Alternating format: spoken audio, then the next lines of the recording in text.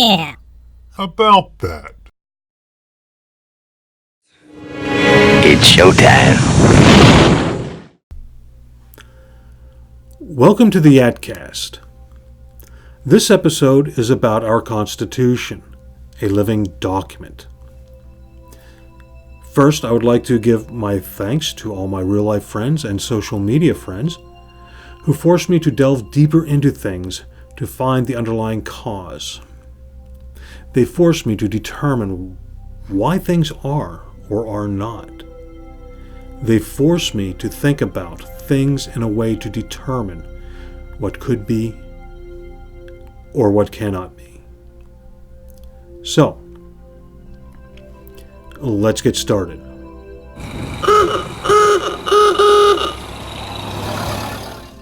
Our founding fathers were smart as individuals, but collectively they were brilliant and wise. They were prescient because they looked into the future and not just the next day. They were able to discuss high ideals, and yet they were able to put those ideals into common verbiage, from the Declaration of Independence through the Articles of Confederation, into the Constitution, and finally, the Bill of Rights. They were brilliant in that each of the grievances enumerated in the Declaration of Independence is also written as a right. They were brilliant in how they structured our republic governing body, simple but interwoven. There is not a wasted word, and yet it is understandable. Now, being well read, at the very least they knew history. They knew that as time progresses, things will change. Things must evolve, or they will become irrelevant and die. There are two such items which made them wise. One is enshrined in the Constitution, and the other is enshrined in the Bill of Rights. I've covered the Bill of Rights in episode 4, but I'm going to briefly go over it again. In the Bill of Rights, the wisest and most prescient thing is the Ninth Amendment, which declares that the previous 8 rights are not the only ones and brings in all of the rights listed in the Declaration of Independence. It also establishes that there are other rights beyond what is listed in the Declaration of Independence and the Bill of Rights. They left it to the future to enumerate them. Now, in the Constitution there is Article 5, which declares that the Constitution is not written in stone. It declares and outlines the process for changing, also known as amending, the Constitution as time rolls on. This makes our Constitution a living document.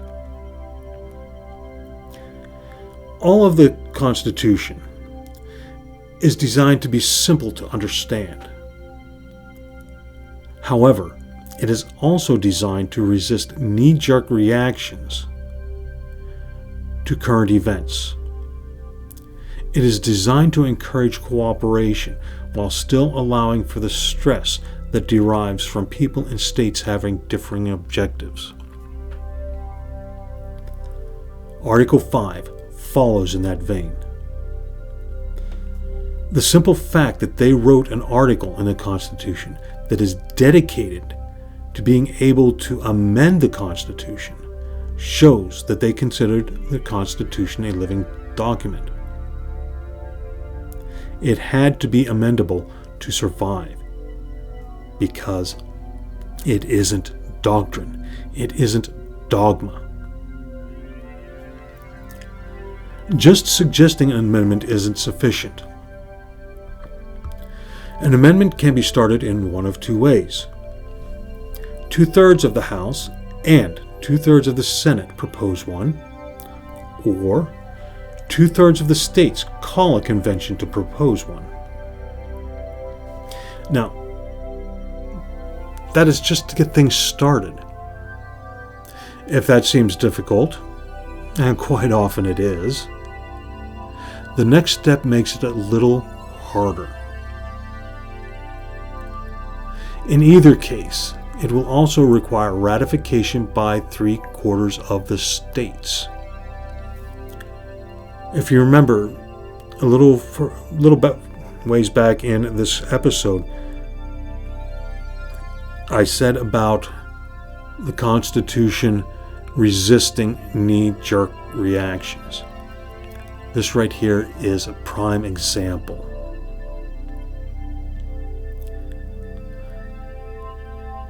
Now, the president is not involved. He can suggest it, sure, but he alone can do absolutely nothing to make an amendment happen, other than put his weight behind it. The Supreme Court is not involved. Although amendments can be challenged, it is a long road to hoe.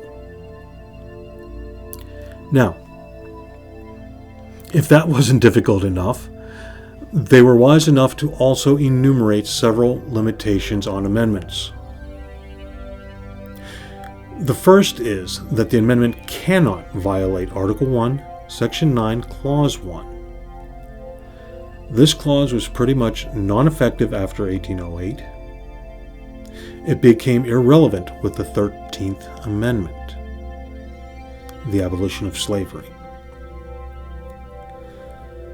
The second one is that the amendment cannot violate Article 1, Section 9, Clause 4.